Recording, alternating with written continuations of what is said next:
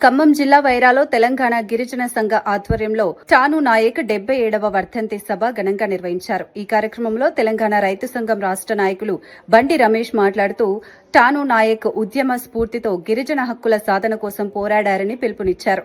నిజాం కాలంలో దోపిడీకి వ్యతిరేకంగా ఆయన చేసిన పోరాటాన్ని గుర్తు చేశారు.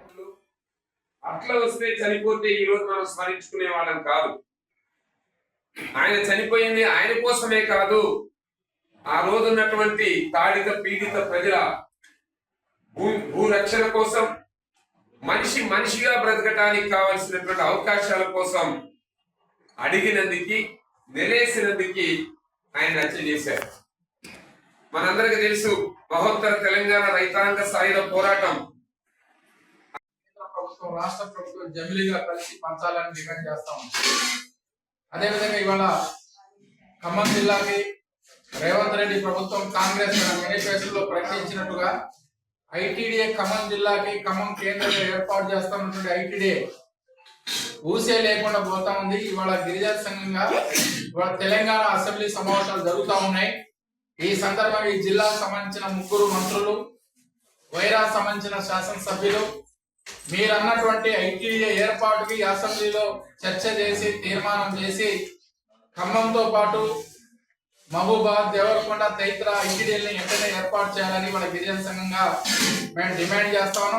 ప్రభుత్వం స్పందించకపోతే, ఐటీడీఏ ఏర్పాటు చేయకపోతే ఈ నెల 30వ తారీఖున ఖమ్మం కలెక్టరేట్ ఐటీడీఏ సాధన కోసం ఖమ్మం కలెక్టరేట్ ముట్టడికి మన తెలంగాణ గిరిజన సంఘం పిలుపునిచ్చింది.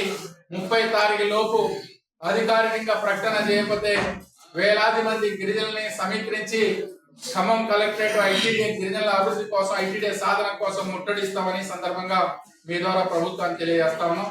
అదేవిధంగా ప్రజలు కూడా ప్రభుత్వం స్పందించకపోతే 30వ తారీఖున మేము ప్రారంభించబోతా ఉన్నాం.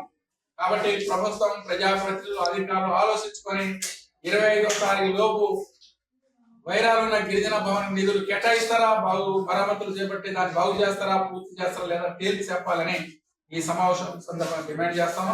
గిరిజన సంఘంగా తండా కమిటీలు, గిరిజన సంఘ నిర్మాణం, సభ్యత్వం, స్థానిక సమస్యల మీద రాబోయే కాలంలో వైరా నియోజకవర్గంతో పాటు ఖమ్మం జిల్లా తెలంగాణ గిరిజన ఉద్యమానికి ఒక తలమానికంగా, ఒక స్ఫూర్తినిచ్చే విధంగా మా ఉద్యమాలు, పోరాటాలు రాబోయే కాలంలో చేస్తామని ఈ సందర్భంగా ఈ మీడియా సమావేశం సందర్భంగా అందరికీ తెలియజేస్తాం. ధన్యవాదాలు.